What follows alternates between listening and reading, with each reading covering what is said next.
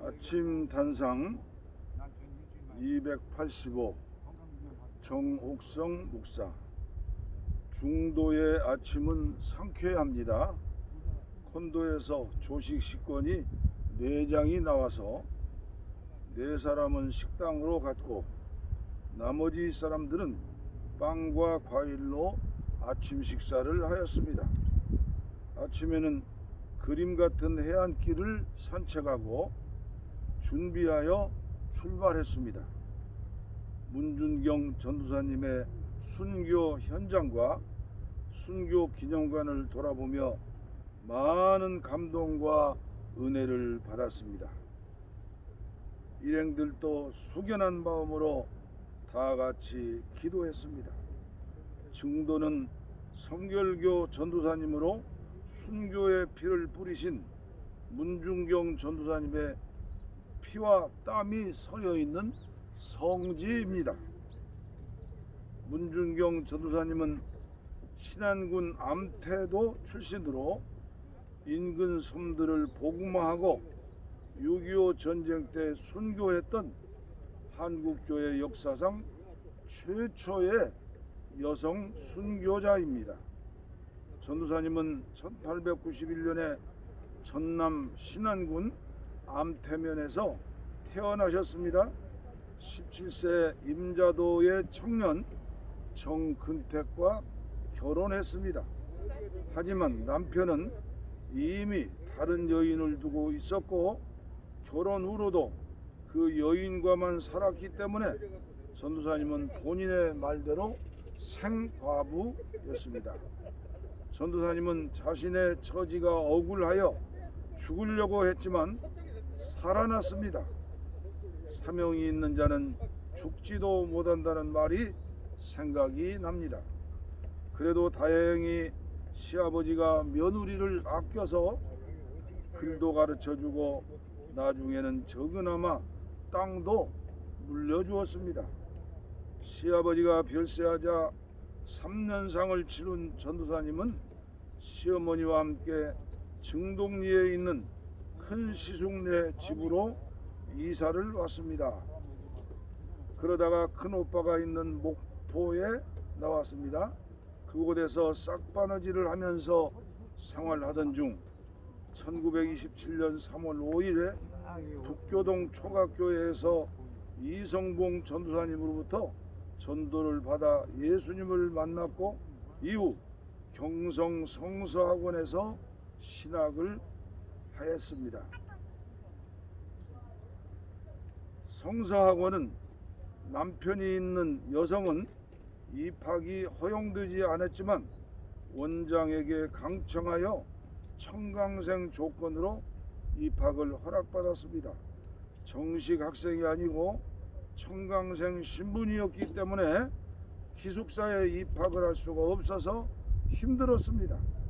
그래서 허울뿐인 남편에게 이혼을 요청했지만 호적을 더럽힐 수 없다고 하여 거절을 당했습니다. 다행히 이성봉 전도사님의 주선으로 기숙사에 들어가게 되었습니다.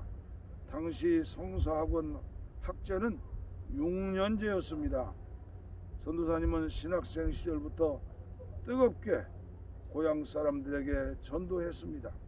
그때 처음으로 교회를 개척을 시작한 곳이 임자도였습니다. 남편과 첩이 살고 있는 곳을 선택한 이유는 원수를 사랑하라는 예수님의 말씀을 실천하고자 했던 것입니다. 초가를 얻어 진리교회라 이름하고 전도의 심혈을 기울였습니다. 바닷가에 그렇듯이 우상 숭배로 가득 찬 곳이어서 방해가 극심했지만 한 사람 한 사람 전도했고 그들을 신방하고 중보기도 하며 섬겼습니다. 진리교회가 어느 정도 안정이 되자 증도로 건너가서 증동리와 대초리에 교회를 개척하였습니다. 1936년부터는 일제는 기독교 탄압을 노골화했습니다. 하지만 전도사님은 일제의 탄압에 굴하지 않고 신사 참배를 거부하였습니다. 그 결과 1943년에 목포경찰서에 끌려가 고문까지 당했습니다.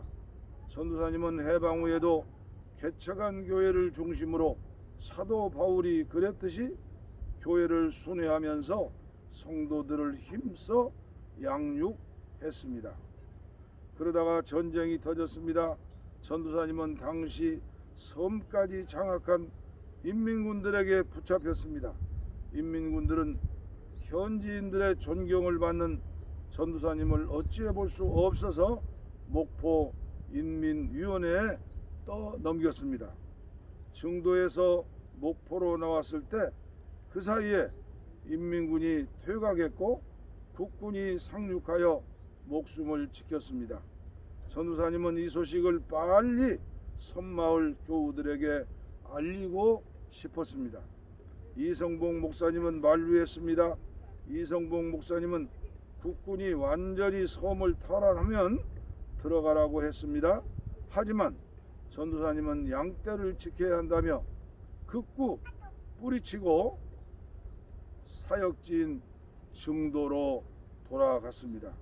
1950년 10월 4일 밤배를 타고 중동리에 도착했고 인민군에게 붙잡혔습니다. 이미 백사장에서는 사람들이 죽어갔습니다. 전도사님도 전쟁 막바지에 흥분한 인민군 쪽 사람들에게 죽창에 찔리고 맞고 결국엔 총살 당했습니다. 그때가 10월 5일 새벽 2시였습니다. 죄목은 새끼를 많이 깐 씨암탉이었습니다. 전도사님은 죽어가면서도 교인들만은 해치지 말아달라고 애원을 하였습니다. 하나님 아버지, 내 영혼을 받아주시오. 전도사님은 주님처럼 마지막 기도를 한 후 그토록 그리워하던 진짜 신랑이신 주님 품에 안겼습니다. 당시 그의 나이 만 59세였습니다. 전도사님이 섬겼던 교회 중 하나인 진리교회에서 양육했던 제자 13명이 순교했고 전도사님에게 처간 교회 출신 목회자만도 약 70명이나 됩니다. 이만신 목사, 김준권 목사님 등 주님께 크게 쓰임받은 목회자들도 전도사님이 부화한 믿음의 병아리들이었습니다. 전도사님은 헌신으로 신안군 천사섬의 복음화율은 35%이고 그 중에 천북의 섬이라는 증도의 복음화율은 90%나 됩니다.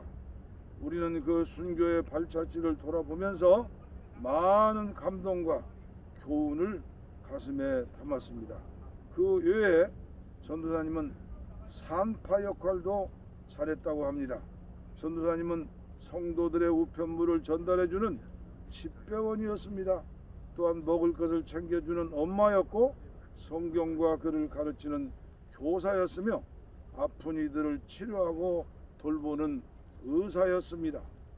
어떤 사람들은 유한한 인생을 하나님과 전혀 무관한 삶을 살면서 허비합니다. 또 허비하기까지는 아니라고 해도 예수님의 십자가의 소중함을 혼자만 간직하고 그리스도의 향기를 발산하지 못하는 사람들이 많습니다. 문준경 전도사님의 순교의 발자취를 돌아보면서 많은 감동과 함께 삶의 옥깃을 다시 여밉니다. 우리는 점심을 농어회와 간장게장 정식으로 식사를 하고 다음 목적지인 진도로 향했습니다. 진도대교를 건너서 전망대에 들려 관광을 했고 전망대에 있는 카페에서 들려 차를 마시며 재미있게 담소를 나누고 다시 출발하여 해안가에 있는 그림같이 아름다운 진도 솔비치에 도착하여 여장을 풀었습니다. 저녁 식사를 솔비치에 있는 식당에서 넉넉한 시간을 가지고 즐거운 시간을 보냈습니다. 함께 은혜의 시간이었고 이런저런 이야기꽃을 피우며 시간이 어떻게 지나는지 모르게 하루가 지냈습니다. 아주 편안한 잠을 청했습니다. 매일매일이 가을 하늘처럼 밝게 인도하심을 오늘도 감사합니다. 네, 참으로 즐겁고 행복한 하나님 은혜 속에 교제하며 많은 은혜를 받았습니다. 감사합니다.